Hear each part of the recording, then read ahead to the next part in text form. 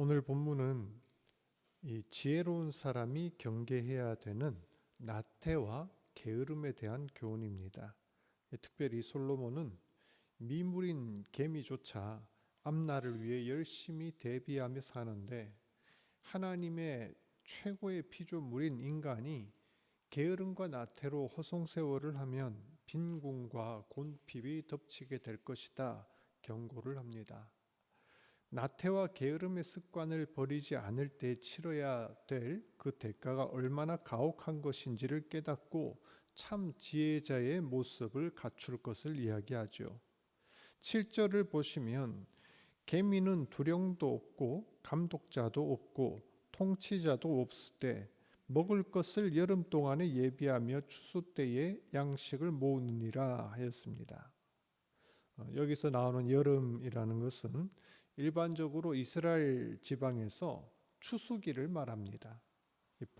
보리를 추수하는 3월부터 과일과 곡식을 추수하는 그 9월까지의 기간을 말하는데 일할 수 있고 미래를 대비할 이 추수 기간에 미리 준비하지 않으면 장차 아무것도 할 수 없는, 일할 수 없는 추운 겨울이 왔을 때 큰 낭패를 당한다, 이런 교훈입니다. 우리가 잘 아는 이솝 우화, 개미와 배짱이 이야기가 이것과 비슷한데요. 한낱 미물인 개미도 이처럼 미래를 대비하는데 현실에 안주하며 미래를 대비하지 않는 어리석은 인생들에 대해서 책망하고 깨우치는 그런 내용이죠. 사실 오늘날 많은 사람들은 이 교훈을 잘 의식을 하고 삽니다.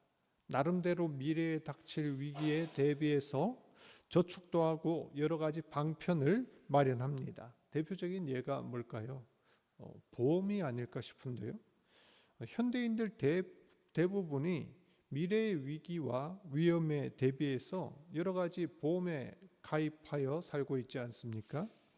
암보험도 있고 생명보험도 있고 자동차 보험 등등등등. 뿐만 아니라 노후에 대비하여 연금까지 드신 분들 보면 갑자기 질병에 걸린다거나 사고를 당했을 때 미리 보험을 들어서 경제적으로 도움을 받고 위기를 극복하시는 그런 경우를 봅니다. 반대로 형편 때문에 이 중요성을 잘 느끼지 못하다가 나중에 큰일을 당하고 나서야 새삼 후회하는 경우도 보죠.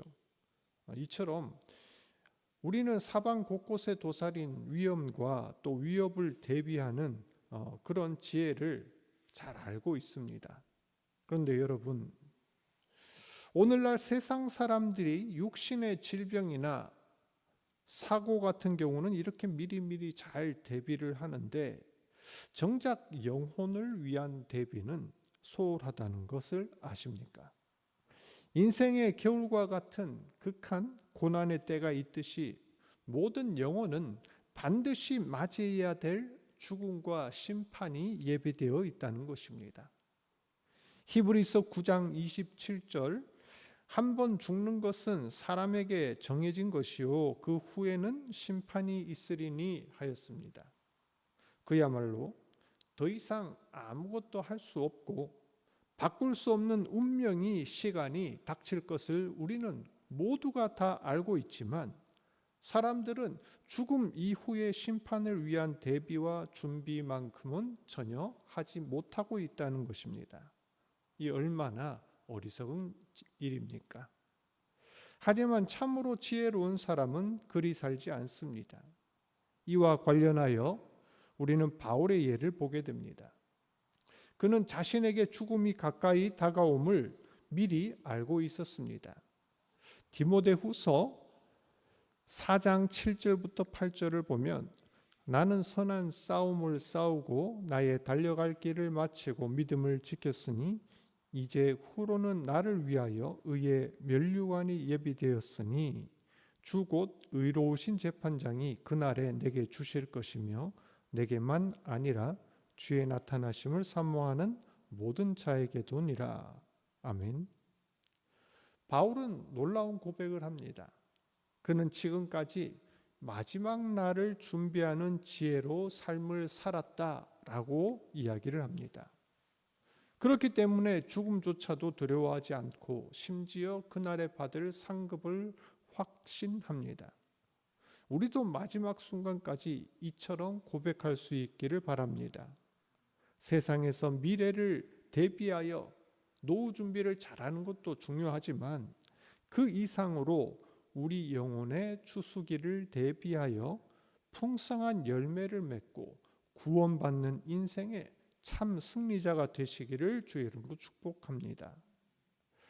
이어서 계속해서 10절과 11절을 보면은 좀 더 자자, 좀 더 졸자, 손을 모으고 좀 더 누워있자 하면 내 빈궁이 강도같이 오며 내 곰핍이 군사같이 이르리라 하였습니다.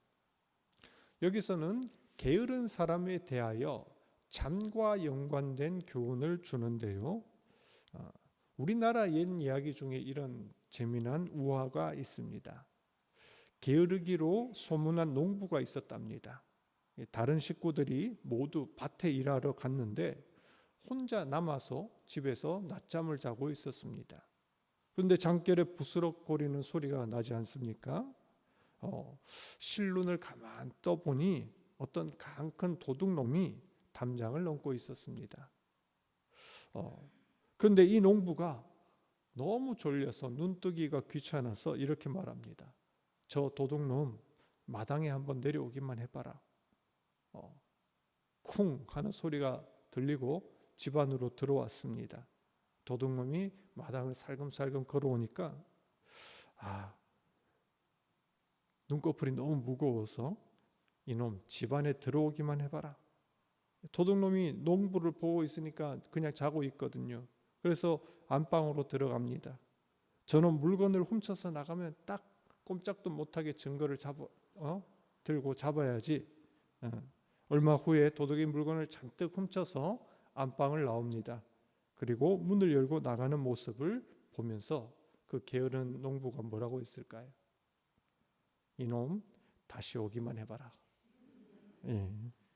정말 웃기는 얘기지만 오늘 지금 우리가 읽은 이 10절 11절하고 딱 맞는 이야기입니다. 게으름은 영혼을 죽이는 질병이다라는 이야기가 있습니다.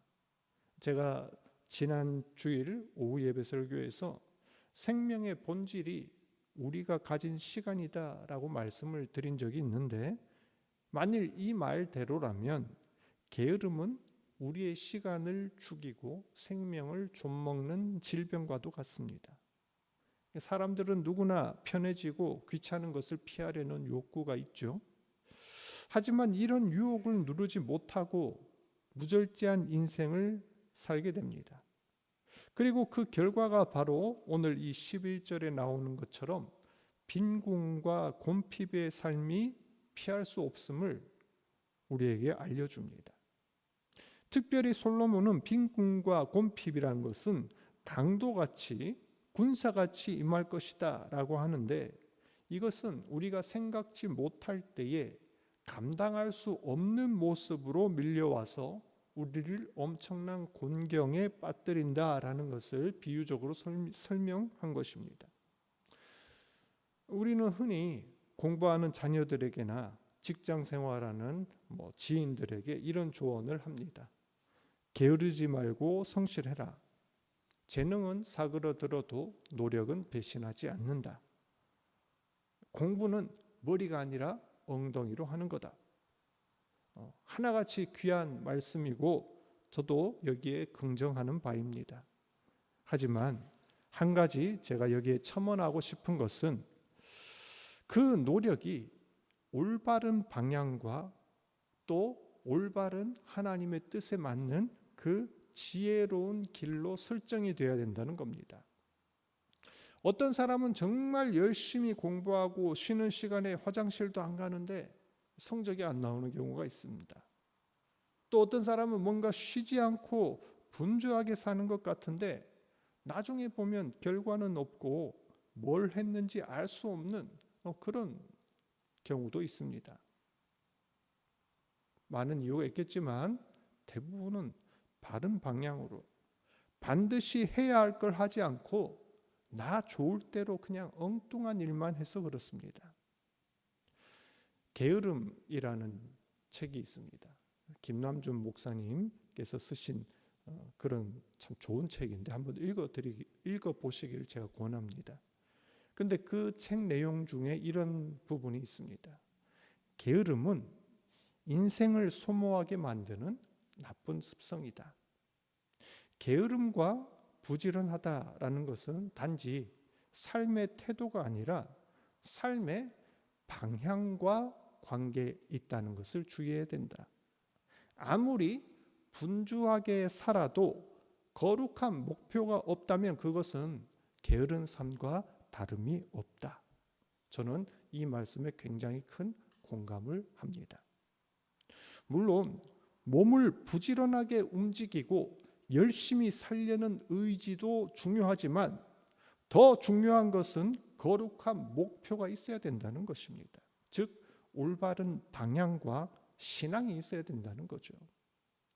그렇지 않고 무가치한 일에 그릇된 방향으로 열심을 낸다면 이건 역시도 영적으로 또 다른 게으름이며 인생을 낭비하는 일이 될 것입니다. 우리는 결코 게으르거나 무절제해서는 안 됩니다. 하나님께서 허락해 주신 한정된 시간과 삶을 절제하며 부지런하게 살아야 합니다. 더불어 중요한 것은 우리의 다름질이 향방 없이 허공을 치는 것 같지 아니하고 우리의 싸움이 허공을 치는 것 같지 않아야 한다는 겁니다. 이를 위해서 늘 깨어서 기도하며 하나님과 뜻과 계획을 잘 깨달아 열심히 살아가시는 저와 여러분 되시길 주의 이름으로 축복합니다.